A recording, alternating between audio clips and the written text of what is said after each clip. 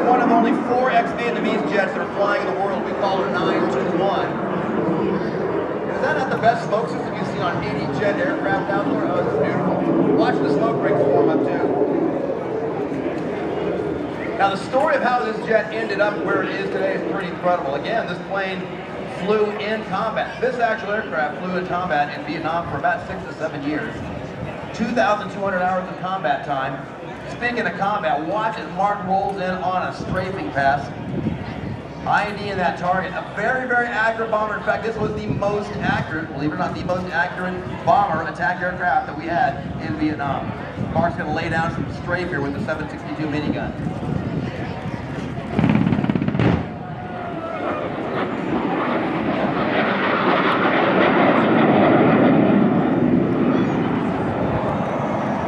This aircraft, 2,200 hours of combat time in Vietnam. 1975, folks. Saigon is falling, the South is falling. The North Vietnamese communists have overrun the South, and they captured this actual aircraft. And then the North Vietnamese, with this jet, started using it in combat against the South. So this aircraft flew for both the good guys and the communist bad guys. Mark bringing it on back for another strafing run on the minigun.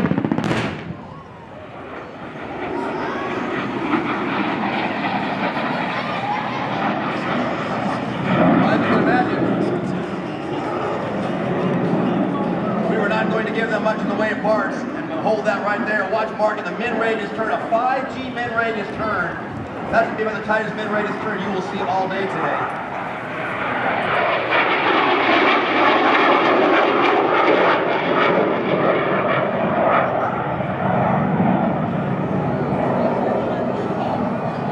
After putting an embargo on the parts for the aircraft, the North Vietnamese eventually ran out of the ability to fly the aircraft. They parked it.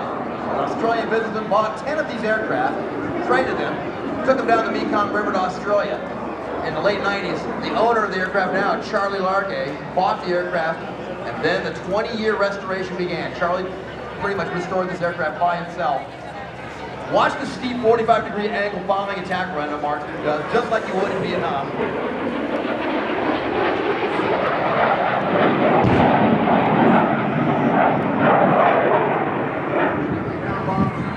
Carried napalm, jungle jelly, as they called it.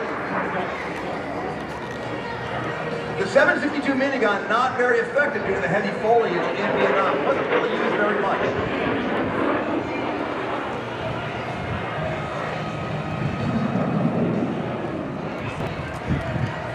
As beautiful as the restoration is, I want to point out this aircraft looks exactly the way it did in 1970 in Vietnam.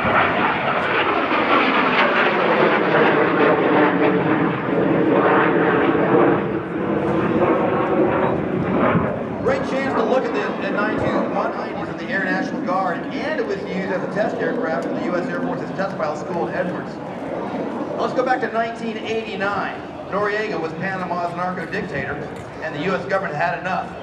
When the Air Force's 24th Tactical Air Support Squadron was in Panama, they had 24 A-37s. The A-37. The U.S. Air Force flew that aircraft with type aircraft, flying behind the combat hours, combat against the Panamanian Guard on the ground.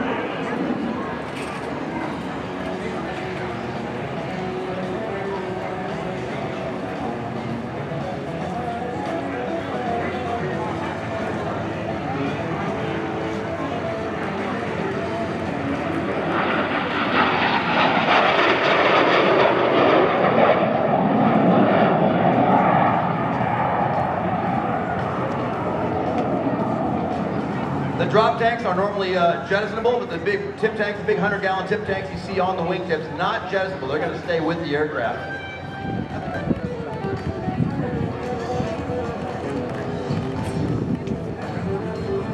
Mark taking it out. He's going to show you that dual smoke system with the gear down. The flaps can just put a little smoke in the sky right here. You'll see how low the aircraft sits. In fact, if it's on asphalt, the exhaust section will melt the asphalt if it sits in one location for more than a few minutes.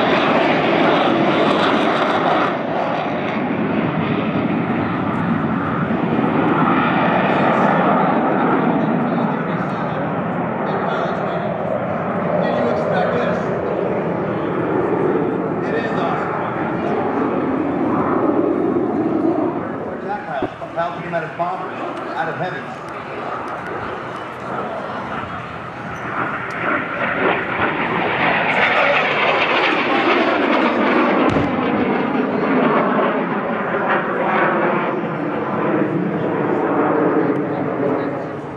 Mark Peterson in Charlie Largay's A-37 Dragonfly.